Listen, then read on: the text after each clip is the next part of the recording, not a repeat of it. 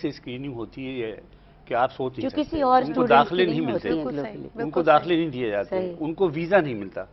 ابھی میں آپ کو بتاؤں, میرے کئی جاننے والے تھے, ان کے وہ لوگ اپلائی کیا انہوں نے کہ بھائی ان کا داخلہ ہو گیا, برٹین میں ہو گیا, but they were refuse visa. وہ کہتے ہیں اچھا اسکالرشپ بھی ہے ان کے پاس, سب کچھ ہے, لیکن ان کو نہیں دینا ویزا, ان کو ڈر ہے, خوف ہے. تو ہم نے جو اپنی امیج اس وقت انٹرنیشنل لیول پہ جو بنائی ہے, میں سمجھتا ہوں اس کی وجہ سے بھی اس سے بڑے برے اثرات ہوئے ہیں. اور جو باہر کی جو آرگنائزیشنز ہیں, جو ڈونرز ہیں یا جو اسکالرشپس وغیرہ دیتے تھے, وہ بھی اب پیچھے ہٹتے جا رہے ہیں کہ بھائی یہ ملک جو ہے یہ تو بڑا تخریب کار ہوتا جا رہا ہے, ہم ان کو اگر اپنے یہاں بلائیں گے یا پڑھائیں گے تو ہمارے لیے پرابلم ہوگی.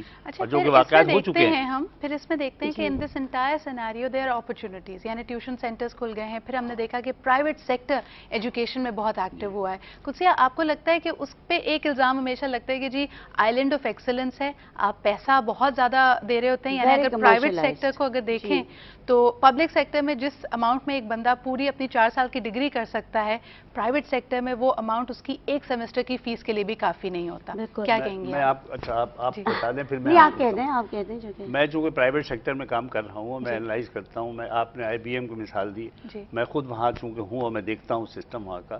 ایسا نہیں ہے. دیکھیے ہر ادارے میں, پرائیویٹ سیکٹر کا میں سمجھتا ہوں بہت بڑا کنٹریبیوشن ہے اس ملک میں. اس وقت ہمارے ملک میں تقریباً 59 پرائیویٹ یونیورسٹیز اور انسٹیٹیوٹس ہیں. بالکل صحیح. بہت بڑی بات ہے یہ کہ لوگوں نے پرائیویٹ سیکٹر میں ڈیولپ کیا.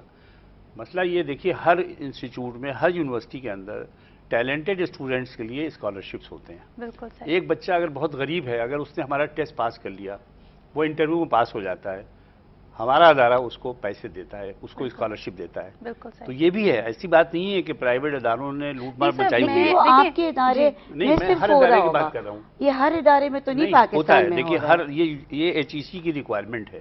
اگر آپ ایچ ای سی کی ریکوائرمنٹ پڑھیے. اخلاق صاحب, میں یہاں پہ بات کر رہی تھی, ہمارے یہاں جو کامن پرسیپشن ایک عام آدمی کہتا ہے کیونکہ پیرنٹس ظاہر سی بات ہے یہ فیس ادا کر رہے ہیں, پھر وینس کے بھی کرائے, پھر بچوں کی ایکٹیویٹیز کے. What I wanted to know was کہ دیکھیں جی ٹھیک ہے, آپ یہ کہتے ہیں کہ IOBM is one of the better names, یعنی آپ نے کچھ ہی عرصے میں دیکھا کہ ایک ساکھ بنائی ہے, آپ کے جو گریجویٹس مارکیٹ میں نکلے انہوں نے بھی اپنے آپ کو پروو کیا ہے. لیکن the 59 private universities that you're talking about, اس میں C-D گریڈ کے بھی ہیں جو اوپر نہیں بڑھ پا رہے ہیں, لیکن ان کی فیس بھی بہت ہائی ہے. تو وہاں پہ کوالٹی چیک رکھنا کس کا کام ہے؟ یہ ایچ ای سی کا کام ہے. ایچ ای سی کا اور پروونشل گورنمنٹ جو ہے, جو گورنر صاحب ہیں ہمارے, جو کہ چانسلر ہیں تمام پرائیویٹ یونیورسٹی انسٹیٹیوٹس کے, ان کی ذمہ داری ہے. ان کی باقاعدہ ایک انسپیکشن چارٹر انسپیکشن کمیٹی ہے, جس کے ہمارے پیرزادہ صاحب جو ہیں اس کے چیئرمین ہیں, اور دوسرے لوگ بھی ہیں اس کے اندر. ان لوگوں کا فرض ہے کہ یہ لوگ جائیں اور جا کے وزٹ کریں اور دیکھیں. ہمیں جو پتہ چلا ہے ریسنٹلی وہ یہ ہے کہ یہ لوگ صرف ایجوکیشن کی کوالٹی اور یہ دیکھنا کہ وہاں لائبریری ہے نہیں ہے, کتابیں نہیں ہیں کہ نہیں ہیں وغیرہ وغیرہ, فیسلٹی دیکھ رہے ہیں, کمرے ہیں نہیں. مین چیز جو ہے وہ ہے فائنینس. فائنینس سے انہوں نے نہیں, فائنانس کا انہوں نے دیا ہی نہیں ان کو وہ دیا ہی نہیں آئٹم کہ آپ فائنانس بھی چیک کریں. یو ول اگری کہ 19 بلین روپیز کم دیا ہے as to what the HSC actually needs.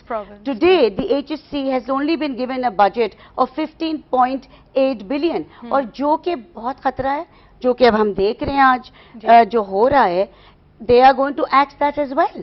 وہ بھی نہیں ہوگا آپ کے پاس. تو آپ مجھے بتائیں کہ جب پیسے ہی نہیں ہوں گے, جب فنڈز ہی نہیں ہوں گے. ابھی جاوید لغاری صاحب is a very competent man, I think. I feel he is highly competent, a total professional.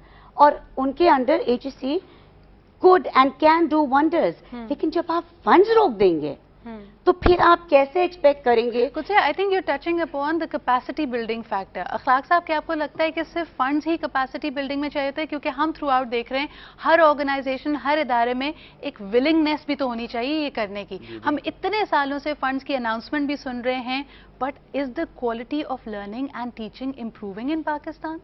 دیکھیے میں بتاؤں آپ کو, اس میں آپ نے کہا نا پبلک سیکٹر یونیورسٹی جو ہیں وہ ڈائریکٹلی گورنمنٹ سے گورن ہوتی ہیں, رائٹ. اور میں سمجھتا ہوں کہ پچھلے 8-10 سالوں میں یونیورسٹیز جو ہیں, پبلک سیکٹر یونیورسٹیز کو گورنمنٹ نے پیسے کافی دیے. مشرف صاحب کے زمانے میں, اور جب تک عطاء الرحمان صاحب تھے ایچ ای سی کے چیئرمین تھے, انہوں نے بے انتہا پیسہ دیا یونیورسٹیز کو ڈیولپمنٹ کے لیے, ایکسٹرا ڈپارٹمنٹس کے لیے, انسٹیٹیوٹس کے لیے, اور ان کو ہر طرح کی گرانٹ دی, ریسرچ کے لیے بھی دیا, اور مطلب اس سے ایک امیج بڑھی اور لوگوں نے کام کرنا شروع کیا. لیکن ہوا یہ کہ وہ ایک بار کی بند کر دی گئی.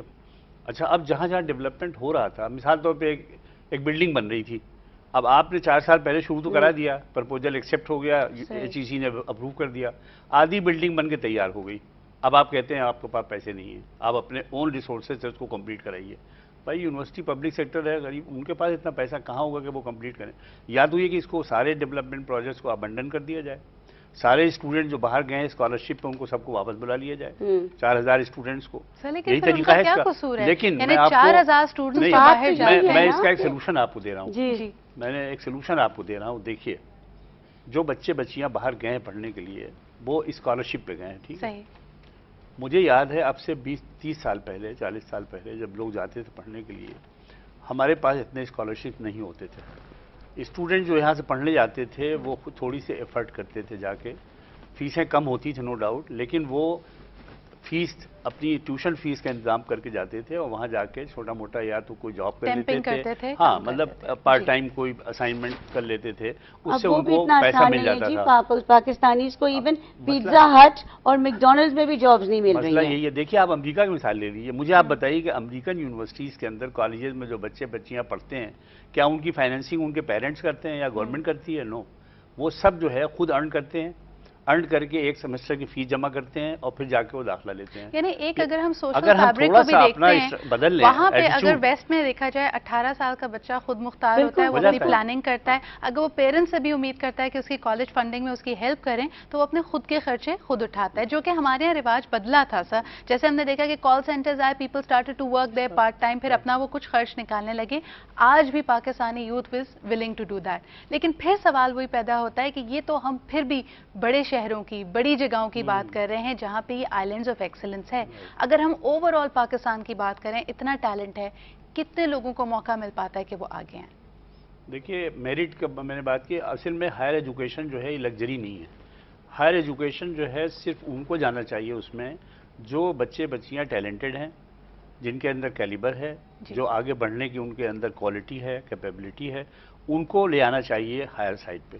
اور ہمارے پاس چونکہ اس کے علاوہ اور کوئی ایونیو نہیں ہے تو اب لوگ جو ہے BS اور MS کر کے اور چلے آتے ہیں، MPhil کر لیا. تو میں کہتا ہوں کہ آپ ان کو میٹرک سے لے کے انٹر B.Ed گریجویشن تک آپ ان کے لیے دوسرے ایونیوز کریٹ کریے تاکہ وہ بچے ایجوکیٹ ہوں اور وہ پروفیشنل سائڈ پہ جائیں، ان کو ٹیکنیکل کورسز کرائیں. Look at the other side of the coin. Akhlaq صاحب میں یہاں پہ ضرور بات کرنا چاہوں گی ہمارے اساتذہ کی، کیونکہ وہ بیچارے اتنی محنت کرتے ہیں، ان کی اپنی ڈگریز اپنی کوالیفیکیشنز ہوتی ہیں، لیکن جو فیسلٹی چاہے وہ پرائیویٹ ادارہ ہو یا پھر پبلک سیکٹر بھی ہو ان کے لیے کام نہیں کرتا.